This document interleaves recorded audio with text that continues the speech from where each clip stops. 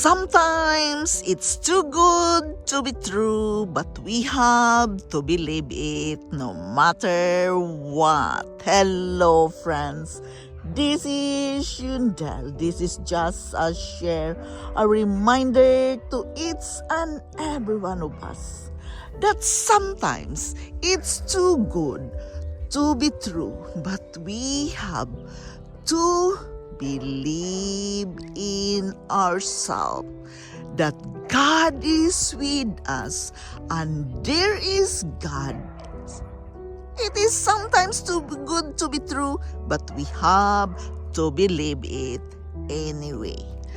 As I read and share with you what is written in 2 Kings 4:6, next year at the time you will be holding a son in your arms. No, my Lord, she cried. Oh man of God, don't deceive me and get my hopes up like that. We are talking about Sarah, who gave birth in her late age. Too good to be true, right? To be pregnant during the old days, in her older years. A wealthy woman and her husband had tried to have a child for years, but we're now too old.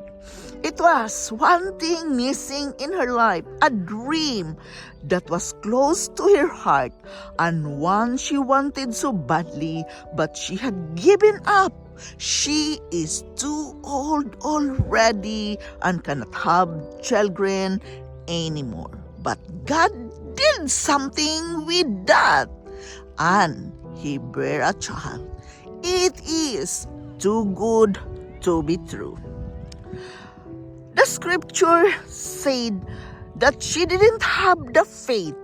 Down deep, she wanted to believe, but her mind told her all the reason why it wasn't going to happen. She was saying, don't get my hopes up. That's too good to be true. But what God had spoken over here came to pass. God is exceeded her expectation with those she didn't believe. That's the kind of God we serve. Even if you don't have the faith, there are some things that God is still going to do. Just because you give up doesn't mean God gave up. No. He is a merciful God, so loving that He's going to override your unbelief and do things that you never dreamed. Things that will bring you more joy, more fulfillment than you can imagine. In everything we want in our life, I just want to remind you that the key is being grateful. Being grateful no matter what. Thanking God in advance for all the things you want in your life. Thank you, Father, that you are the Almighty God who makes what seems too good to be true to a reality. Thank you that one touch of your favor can turn around what looks like it will never change. I believe that you are going to do more than I can ever imagine in my life.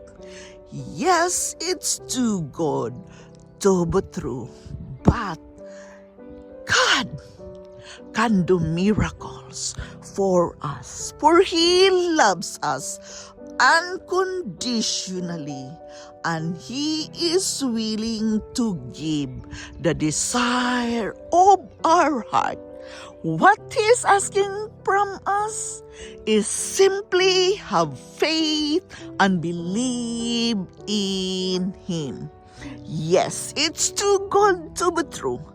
But when God is going to work your dreams, your desire, what you want with your life, He is there for you. He will stand by you and He will give you the desire of your heart. It's too good to be true. We must just simply believe it and declare it by faith. For God can do wonders in our life.